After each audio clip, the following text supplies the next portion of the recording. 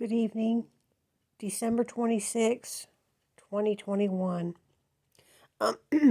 This is Ted Bundy Part 26, Janice and Denise Osland.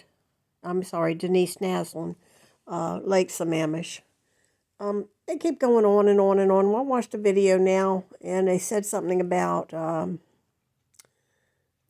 boot of the car, because there was a British documentary. And I got to thinking about it. That's what he did. Liz told how they would go going on Lake Yakima, and they would go upstream or something and park and put the bicycle downstream and hide it behind some bushes. And then they would drive back and start the river, and the river would take them down to where the bike was. Okay, so he knew how to hide bikes in bushes, right? So he convinces Janice to go with him, and she goes with him.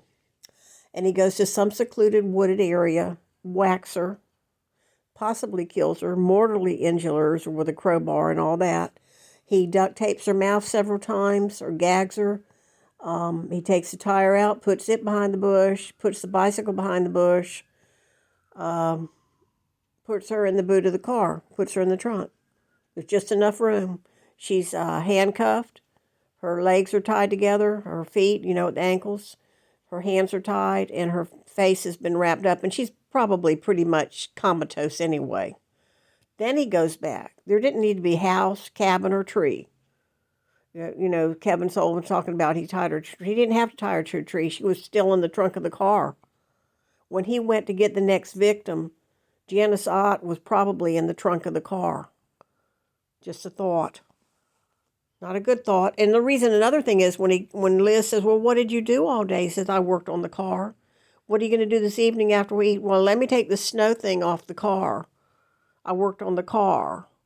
So all he had to do is, if he had the tire already may have been left at home anyway, but the tire could be behind the tree, the bike could be behind the tree, even the seat could be behind the tree in the bushy areas. Nobody's going back there. We're talking way back, a secluded, what he called a logging trail or something.